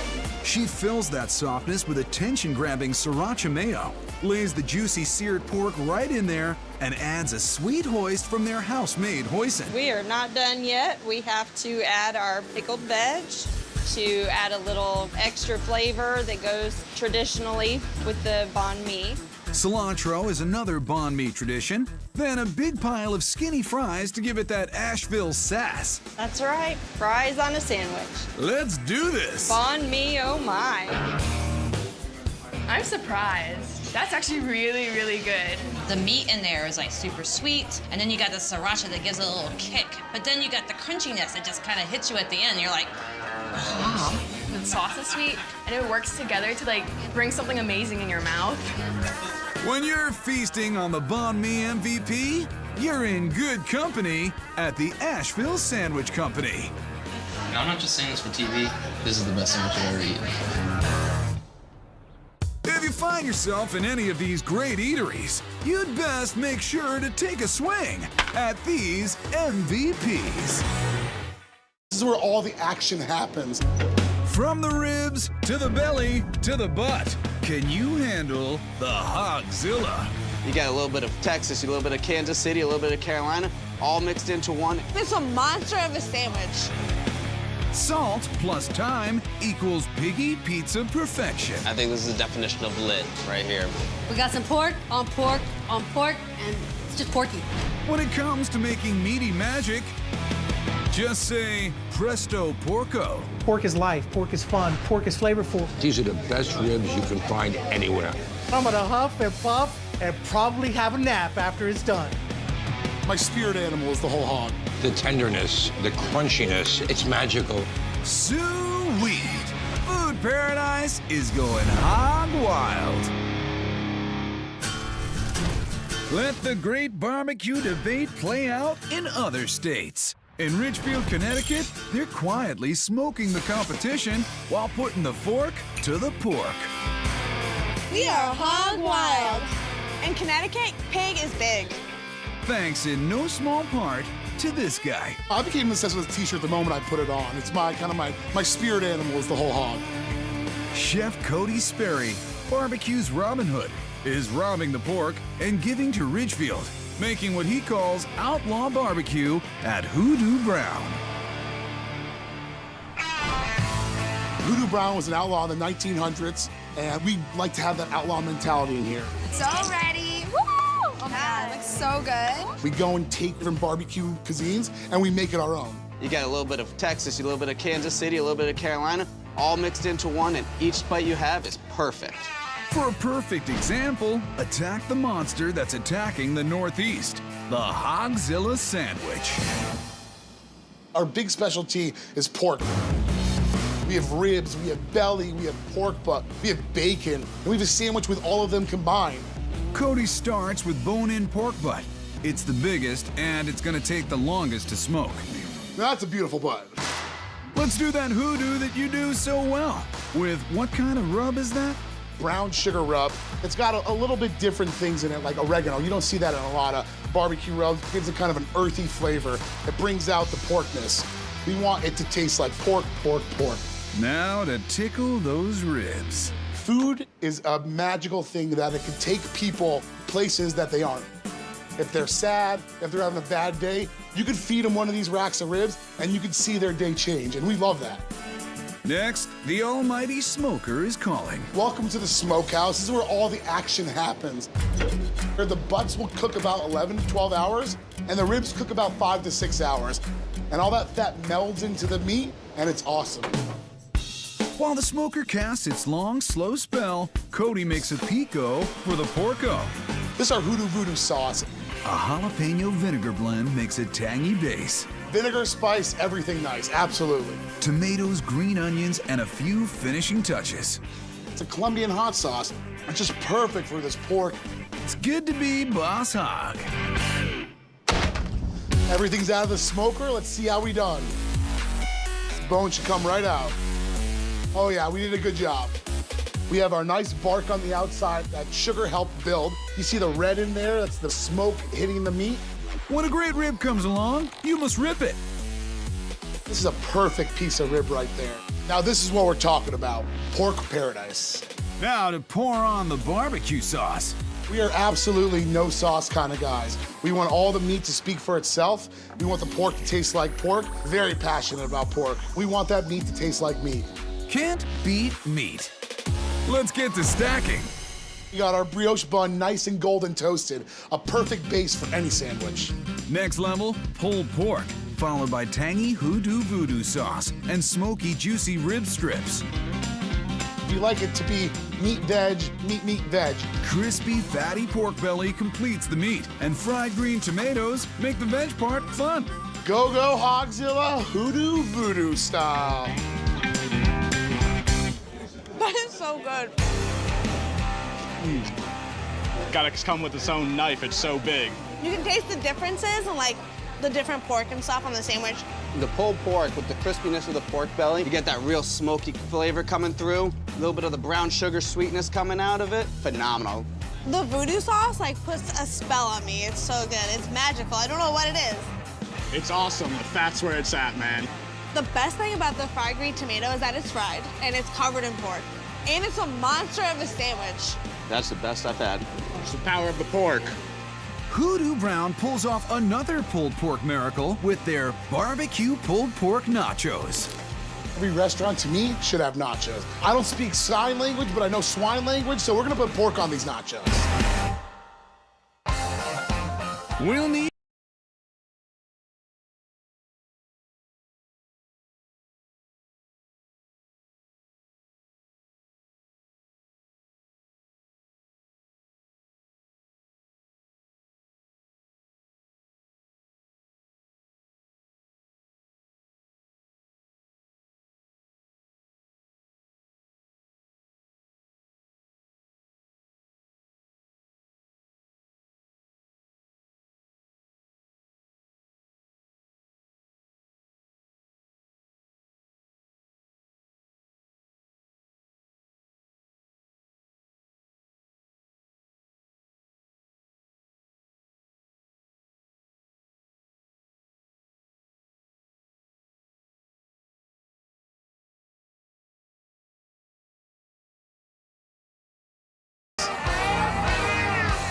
Woo, this is sloppy.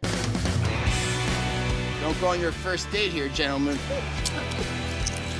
I'm a dork for hoodoo pork. The pulled pork is so soft, I'm gonna scream. And then it hits you with the peppers.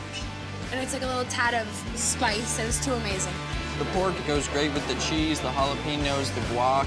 Nothing beats cheese and swine. I traveled 4,000 miles to find barbecue like this. Yo, let me get a chip over there. No, these are nachos. No need to hog all the barbecue. Pork is plentiful in Ridgefield, Connecticut, thanks to Hoodoo Brown.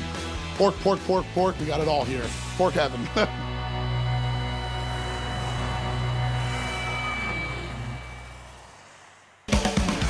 Triple your porky pleasure with this Boston pizza.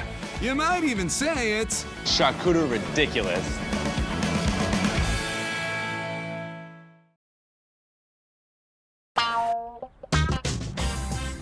For a deeper dive into the possibilities of pork, follow us to Boston and learn all about the special bond between swine and salt in the art of charcuterie. If you look back historically, charcuterie is the preservation of meat. Before there was refrigeration, they used salt to preserve the meat. Now it's evolved into something that's more of a craftsmanship. From salami to salumi, charcuterie doesn't get much cuter than the creative offerings at the Salty Pig. Charcuterie is like cured like pork products, which is really cool. Everything's really flavorful, a lot of spices. I think charcuterie's become a trend because it's fun and people enjoy eating it. You get to use all different parts of the pig, from the head to the tail, which I love. How much does Michael love it? Goes God, country, and pig parts. That's what you get on their flagship pie, the Salty Pig. Salty Pig Pizza is one of our favorite pizzas. It's a really great pizza because we get to utilize all different parts of the pig in this one. Besides the aforementioned charcuterie, this pizza features sumptuous roast pork, which is a little tied up at the moment. When you tie up the pork, what happens is that it comes together and it's in a uniform shape, so it cooks evenly. What we're doing is we're doing a special knot. It's a butcher's knot, and we're gonna come around and go from the top to the bottom, making a loop, and then working our way down. Creating the slack, pulling it nice and tight so that the sides come together nice and even. And that's it. Tom Brady pose. Go deep with that flavor. The old pig skin will get completely covered in a deeply delicious marinade made from warm porchetta-style spices like garlic, nutmeg, and paprika. You want to make sure you get in all the crevices here. And he makes sure it stays in.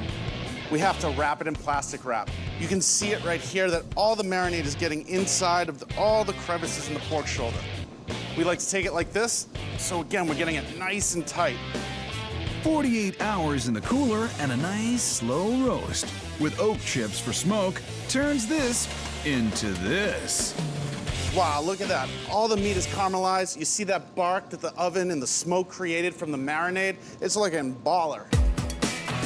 Hand-tossed dough gets coated in a very non-traditional mustard cream sauce. Mustard and charcuterie and salumi and meats and pork go very well together. They sing harmoniously.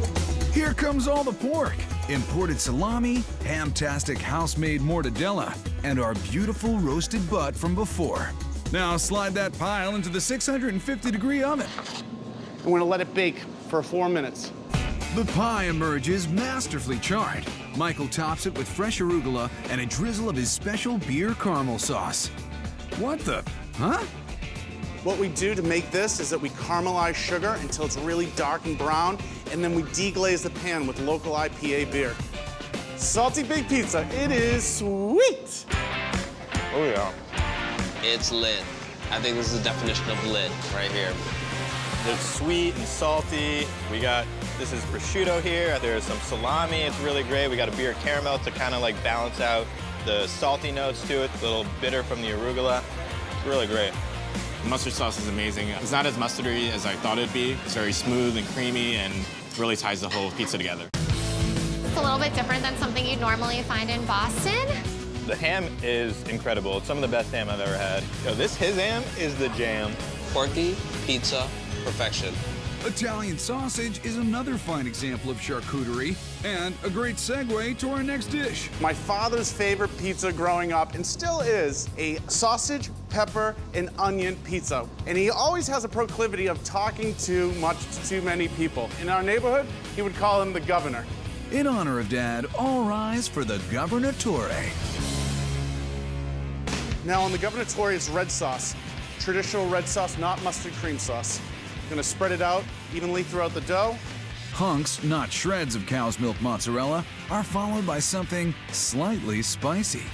This is our Calabrian Italian sausage that we make here in-house with pork. Really beautiful. Oregano, Calabrian chili for heat, fennel.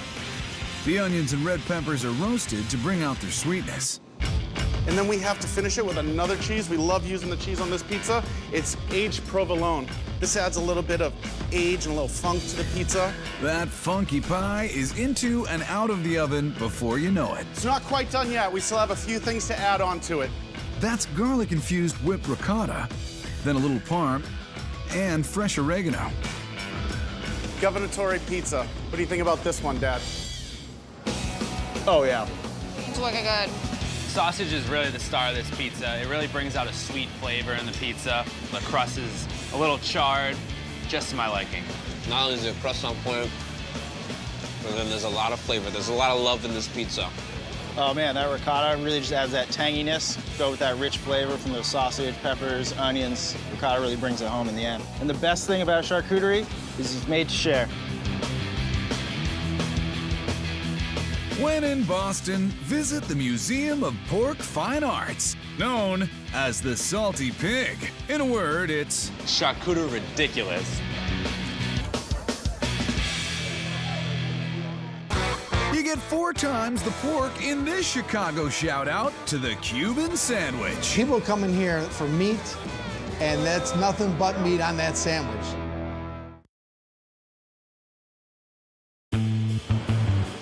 Chicago's love affair with the Stockyard runs almost as deep as its devotion to the Cubs. Go Cubs! Go Cubs! Go Cubs! And an awesome place to merge those pleasures is at the Piggery.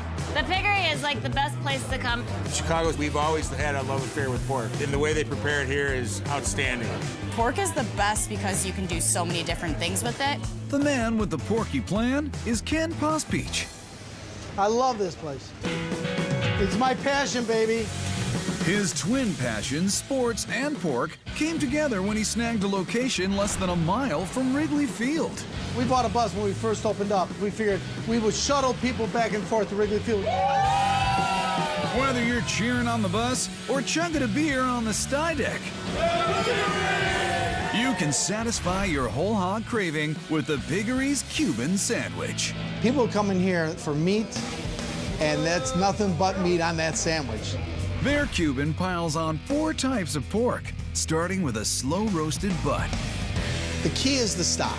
The stock is everything. We've got peppercorn, granulated garlic, and bay leaves. We cover it up and we cook it for 14 hours. While the pork butt bakes, Ken drenches more pork butt, this time fresh ground in a spicy marinade to make their house-made chorizo. Cubans would not have this in it. This is our idea. We wanted to really funk it up and make it our own special Cuban sandwich. Chorizo heads into the oven as the pork butt comes out for a pull. Look at that pork butt. That's what we're talking about. It's so tender, it literally just falls apart. Ken gets the grill going with ham and a homemade brioche hoagie. Then I take the pulled pork. You think that's enough? No, that's not enough. We're gonna add some more pulled pork to that thing. Then we're gonna take the homemade chorizo.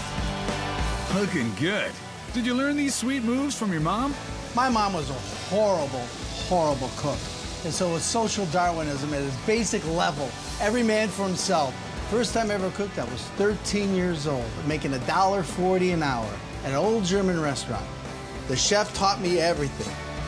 Like always include a basic sandwich necessity, bacon. Now, we take the Gouda cheese, we put it on top, but we gotta get it melted. To do that, I cheat a little. I take a cover, I close it up. Even a Chicagoan can't live on pork alone. Enter the egg. That egg is icing on the pig. We're gonna take some chipotle mayo. Move over, Florida. The best Cuban sandwich is made here in Illinois. Sweet. Awesome. So stoked. Dig in? Oh my gosh. Full-on frontal assault is the only way to go. Attack it. Quality of the pork is really outstanding. Every form of it. The bacon, the ham, the pulled pork, it's all great. I love how the bread is crispy on top, and each 4 layers is, it's pork, but they all are so unique in their own way. I've never had a Cuban with that many layers of flavor to it, and I've tried them everywhere. The pork is so tender, and I love the chorizo because it makes it a little spicy, and the bacon is really crispy. The egg added a nice creaminess and a nice little extra taste on top of all the pork. I love Gouda because Gouda has that little, like, spike to it. I don't know that I will finish this, but you can never have too much pork in one sitting. Altogether, it's an amazing sandwich. Famous faces watch from the wall as Ken starts warming up for our next dish, pork belly pastrami sliders. It's delicious, it's luscious, it's juicy, and it's crunchy, all in the same bite. Ken makes his pastrami like any good New York deli would, with a brine of water, allspice, mustard seed, sugar, and what's that? This right here is the key ingredient. It's pink salt. The pink salt will make it that redness, that color that you want inside the pastrami. This is my pork belly. I get it from a farm in Iowa. I'm going to inject it and brine it. The doctor is in.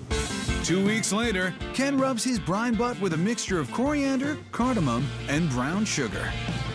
Cover it all the nooks and crannies. It's gonna penetrate the meat and give it that crust that you normally get in a good Jewish deli. Now we gotta put it in the oven. He slices the pork belly pastrami into cubes before a crispy bark forms on the grill. All I'm doing is searing this. I don't want it to lose its juiciness. A pickle is the only accompaniment this pork pastrami needs. Pork belly pastrami sliders, they're pigalicious. Wow, look at that big piece. It's so thick, so juicy. You get that little crunch of the pickle, and then the pork is the best. It melts in your mouth, but there's still like the crunchy top with the homemade bread. The pork belly is so juicy and so tender. You can tell just by looking. You can see the juice oozing out of it if you press down. It was like a lot of meat. That's what I like in a slider. Lots of meat, little bit of bun. I love it. The mustard adds the like spiciness with the pickle, with the acidity, the crispiness, and the butteriness of the pork belly. I'm at a loss for words. This little piggy goes wee wee wee all the way home to the piggery. Ah, wow! These Guava habanero baby back ribs are putting Miami barbecue on the map. The seasoning, the tenderness, the crunchiness, it's magical.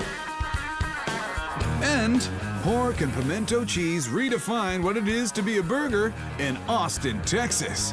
One of the best flavors in a burger that I've ever had.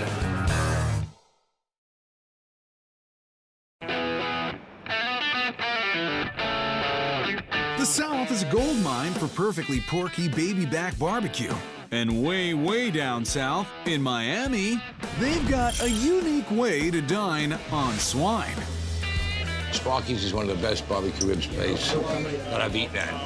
I come all the way from Pompano Beach into Miami. I travel just for his ribs. I lived half my life in Dallas-Fort Worth, Texas. I've been to Tennessee. I've tried barbecue there, North Carolina. This restaurant has it all. Sparky's Roadside Barbecue is the love child of Hans Seitz and Kevin Kehoe, two chefs who prefer a non-denominational approach to Q. We're not Texans, we're not from the Carolinas, we're not from, name any barbecue region in the country. We're New Yorkers. What ultimately brought them together is that deliciously versatile master meat, pork. When you take it out, the crispy skin and chicharron and caramelized and candy, it's just teeth stick together. It's so good. It's so good. Flipping the script on the typical low and slow rack is their Guava habanero wet baby back ribs. I think if we were going to start a regional barbecue, I think the Guava ribs would say a lot about Miami. Sparky's Guava sauce has a savory flavor base of onions and garlic. The smell of this is just fantastic. You don't even need anything else. Just a little salt and pepper. We're done. But not really. We have some habanero peppers. They're spicy peppers. We're coaxing out the hot oils out of the peppers. That's really where the capsicum lies. He adds lemon and lime wedges for a little bright and a little bitter. That's really what the citrus is. It's to make everything kind of like sparkle. Yeah, just like me. I'm so sparkly. Apple cider vinegar adds satisfying acidity. Dark brown sugar, molasses, and ketchup bring sweet balance as the guava nectar comes in. Guava is a delicious tropical fruit, and it is the fruit of Miami.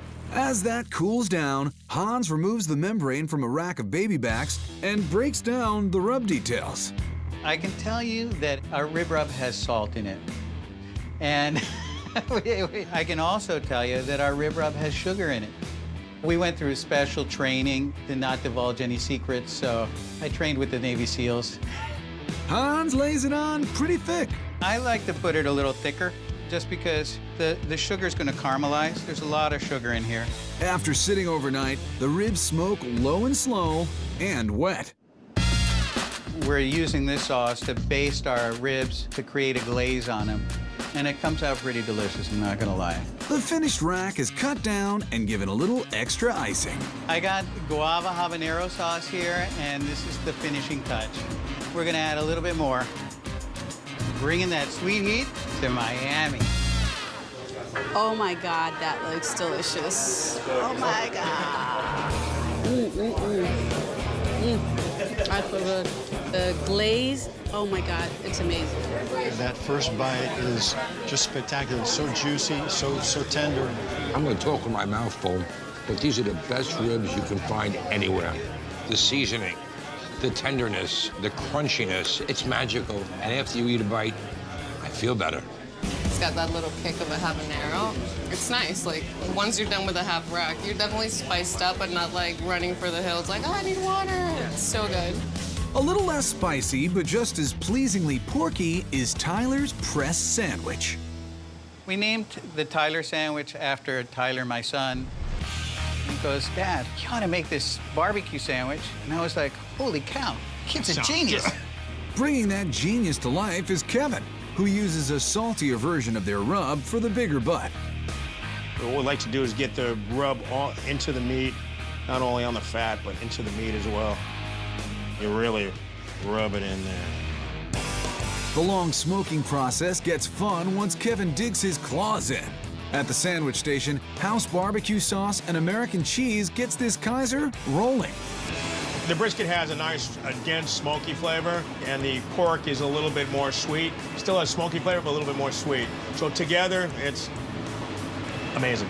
Things get pressing on the grill in a nod to Miami's popular medianoche. Welcome to Hog Heaven. Wow. It's so good. The grilled onions are amazing. And the brisket, you don't even have to bite into it. Just put your lips on it and it comes apart. This is a grilled cheese for an adult. It really is. I'm in heaven right now. I kind of want to finish it all right now. Sparky's Roadside Barbecue is so good, it requires a total commitment to the lifestyle. If I wasn't on a diet, I'd order another order. Even in the capital of beef country, Austin, Texas, you'll find out-of-the-box outposts where meat lovers are rooting for pork. Just a whole different animal, literally and figuratively. You get just a different feel, different mouthfeel, different flavor, different everything, man. To pork. Roast the pork. Is juicy, tender, fatty, all that good stuff. Quality pork is a way of life at the Noble Sandwich Company. So Noble came about between my partner John and myself, just talking about how great it would be to have a sandwich shop where we actually made everything from scratch and did it the right way. We cure our own meats, we make our own bread, make all our own condiments. And their pork is, of course, locally sourced and humanely raised. There's no preservatives, no antibiotics, man. I'm sure they got a big screen TV and a couch that they all hang out on. Cheeseburgers get a pork makeover and a southern accent on the pork mento burger. We're gonna make some pimento cheese to go on our pork mento burger. We start off with a sharp cheddar. I've got a little Worcestershire sauce in there. He adds a supergroup of some of the kitchen's strongest flavors: vinegar, garlic, salt, sugar, and green onions. And now it's time for the red ingredients. Just a little regular Hungarian paprika here, a little bit of the sriracha, and then last but not least, our roasted red peppers. It's all bound together by a splat of mayo. As for the patty, why pork?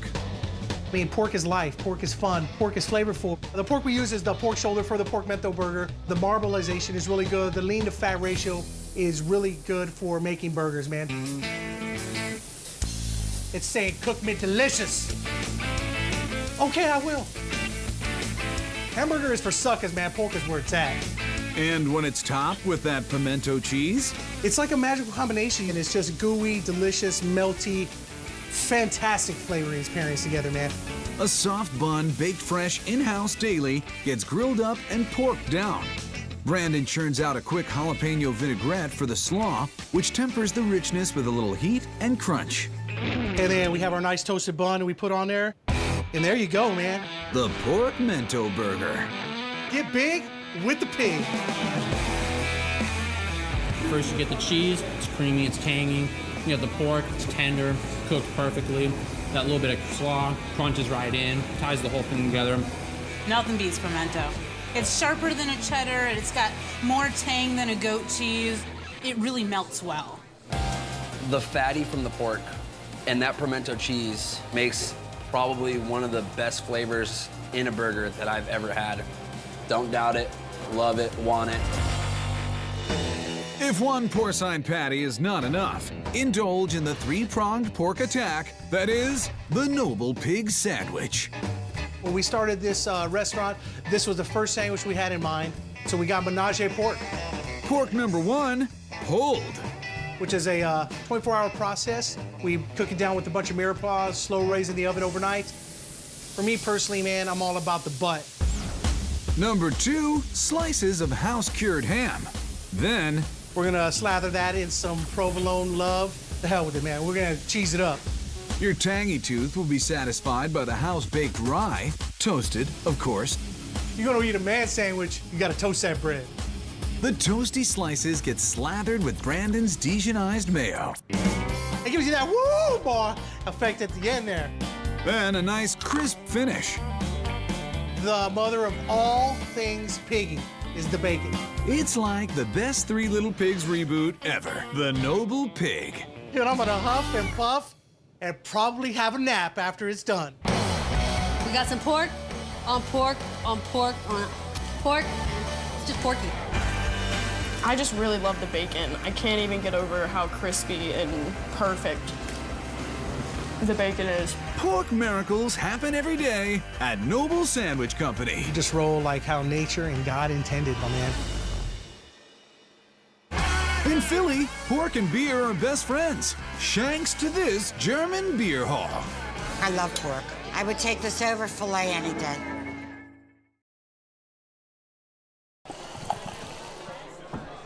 The roast pork sandwich has long been a fixture in Philadelphia. But to get your pig on German style, you've got to visit Brauhaus Schmitz. Well, I grew up on the countryside of Bavaria, and this spot is the best German food I've had since I moved to the United States. What they do is cook a lot of pork, which is second nature for the German-born duo in charge. The pig's considered good luck in Germany, and it's got to be the most important protein in German cuisine. I mean, you need to be eating sausage or a nice big hunk of pork. That's the way to go with beer. Did he say beer? They happen to have some handy. We have 30 German beers on draft. We have another 75 plus in bottles, all imported from Germany. One of the most popular tastes in Germany is also the biggest piece of pork in the place, the Schweinehaxe. You cannot get a better piece of pork than a pork shank. On the outside, it's got that crispy crackling, and on the inside, the most tender pork. Chef Valentin Bay gives us the line on that Schwein. Okay, so Schweinehaxe is the shank of the pig that gets braised and then roasted. It's the most authentic southern German dish. In German cuisine, traditionally, the cows were there for the milk, and the pork was the animal that provided people with food throughout the winter. I love pork. And he clearly loves salt. How much are you gonna use? Whatever the pig likes, it will stick to it and it won't be oversalted. I've worked in a couple of restaurants in Germany, and this is how we did it there. This is how I'm doing it here. But he is changing things up a bit, mixing old school flavors with something unexpected. The yellow mustard seed is actually a twist that I like to do. And traditionally, it would be just the caraway. I love the mustard seed because it gives it an extra tang. The shanks go in for a 2-hour braise, while Valentin grates potatoes for dumplings. He adds egg, starch, pepper, and nutmeg. Nutmeg complements potatoes very nicely, and it adds this earthy flavor to it. It's my grandmother's recipe, and I used to love eating those when I was a kid. He gets them to the size of tennis balls, and into the water they go as the shanks emerge from the oven. You can tell they're soft and they're perfectly braised, and it smells amazing. After 20 more minutes uncovered, I'm very happy with these. Look at that crust. That is the perfect pork shank. That's exactly how you want to have it. On a plate with one of those dumplings, plenty of sauerkraut, and a sauce made from pan drippings and beer. And there you have a pretty fine Schwein. Oh yeah. You have a nice piece of skin on the outside, which is also delicious, but on the inside it just reveals nice, juicy, tender meat. It's really good. I love pork. I would take this over filet any day. The potato dumplings are definitely made for sauce. You know, fluffy and airy, but sticky and salty and delicious. This just tastes like Bavaria to me. The crunchiness of the skin, the tender meat that falls right off the bone. I love it. It really tastes like at home. It really does. The pork-centric taste of Germany continues with a Brauhaus icon, the Wurstboard. What's a beer hall without a lot of sausage, right? We make most of our sausage in-house, and most of them contain pork. Most of them have mild, earthy flavors, but not all. We're gonna make what I call Feuerwurst, which translates to fire sausage. So it has a nice kick to it. We're using pork butt, which has the perfect distribution of meat to fat. I'm gonna put on some gloves because I do not want to have that spiciness on my hands. I'm gonna add some Spanish paprika. For spice, I'm gonna add some cayenne pepper, and I'm also gonna use some freshly pureed habanero. This is really gonna give it the kick. And to round it out, I'm gonna add some jalapeno. Pepper, salt, tons of garlic, and he's going in. The firewurst is ground, cased, and smoked. Then it returns to the kitchen alongside 5 other house-made links. Let's cook some sausage. The classic bratwurst, the speckwurst, käsewurst, cheese sausage, herb sausage, our firewurst, and then we have Bauernwurst, that is beef and pork. These sausages are either steamed or smoked already, so I just want to get them hot inside, but I don't want to overcook them. To the platter they go, and here comes the sides. I'm gonna serve it with some of Grandma's potato salad, and of course, we need a lot of sauerkraut. The best of the worst. That is tasty. It's delicious, but it's smoky and it's spicy. Very fiery, but the perfect amount of fire. It makes you really want to drink more, and that's the best part of all of it.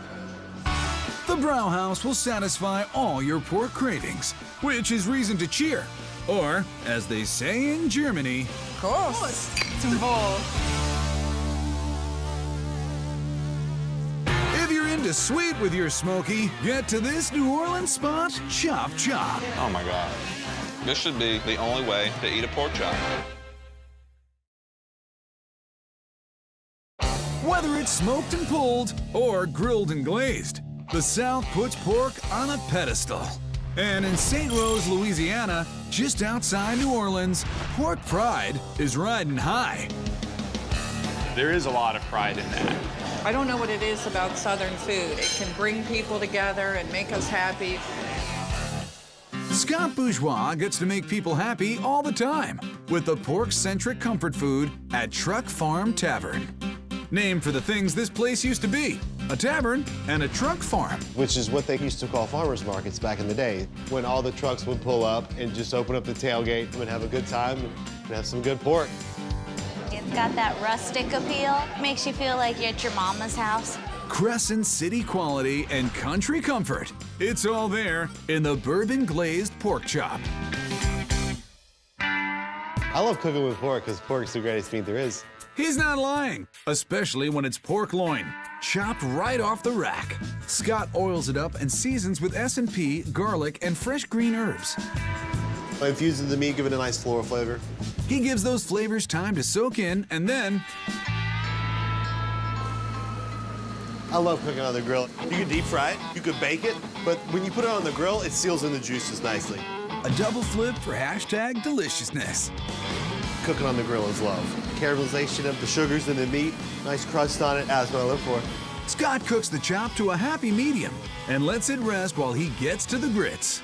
Everybody does their version of shrimp and grits, but we're putting them on the pork chop today. The secret of great grits is using stone ground grits. Simmering in milk gets them creamy, and then cheese gets them cheesy.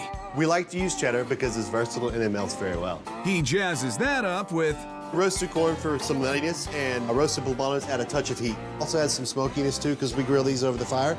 Some good old southern butter brings them on home. These grits are super creamy and super flavorful. With a Dixieland encore of mixed greens. These are collard greens, turnip greens, and mustard greens. We cook the greens in pork stock. They have a little bit of Louisiana cane vinegar in them, as well as a touch of maple syrup. We use some of our house-smoked bacon ends in that as well. Even the greens have a little pork in them. A little pork is good, but a whole chop is better. Scott sauces both sides with a glaze made with brown sugar and bourbon. The sweetness of the brown sugar and the bourbon complements the creaminess of the cheese and the grits and the butter. We're gonna hit it with a little more of our glaze on the plate. He finishes with sweet and spicy house-made apple jam, a flavorful play on pork chops and applesauce. And here we have our bourbon glazed pork chop. Oh my God. The tenderness of that pork chop is so juicy, and it plays perfectly with the apple and the sweet. And the smoke, this should be the only way to eat a pork chop. It's very tender. The knife slides through it like butter. It's charred really well. You get that nice smoky flavor from the grill. The grits are excellent. There's a sweet, fresh corn in there that really makes it stand out. The greens, it's got a little bit of bacon in it, and it's just perfection. For more extra porky extraness, get smoked with the barbecue pulled pork mac and cheese. I tell you, that smoker, anything you put on there turns to gold. It's pretty nice. That may be true, but it begins with a total hogwash. It's gonna infuse it with all those beautiful flavors we put in the brine, and as well as the salt sugar helps to tenderize it. After a 2-day soak, the pork butt gets coated in a house-made blend of sugar and spice. We're gonna rub it down real good. It can take a lot of seasoning because it's a big piece of meat, and this pork is ready to go on the smoker. Meanwhile, Scott makes his pork the perfect partner. Truck Farm's award-winning mac and cheese. I would put this up against anybody's mom's mac and cheese. Starting with the thyme-infused cream, he makes a cheese sauce with cheddar, Asiago, and Gruyere. Roasted peppers heated up as it gets rich and creamy. This is the gooeyest mac and cheese you've ever had. What's the news on those noodles? We use cavatappi pasta. It's longer, elongated in spirals. It helps suck up all the sauce. The pork comes out with a bark as great as its bite, falling apart with tenderness and sauced up to attack that mac and cheese. This mac is going hog wild.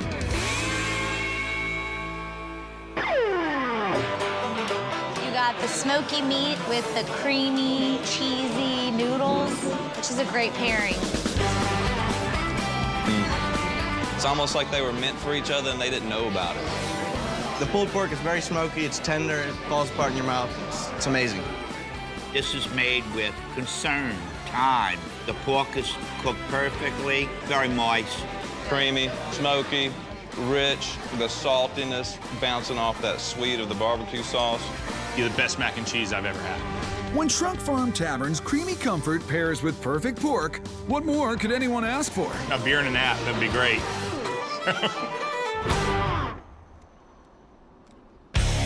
Thanks for going ham and picking out with us on Food Paradise.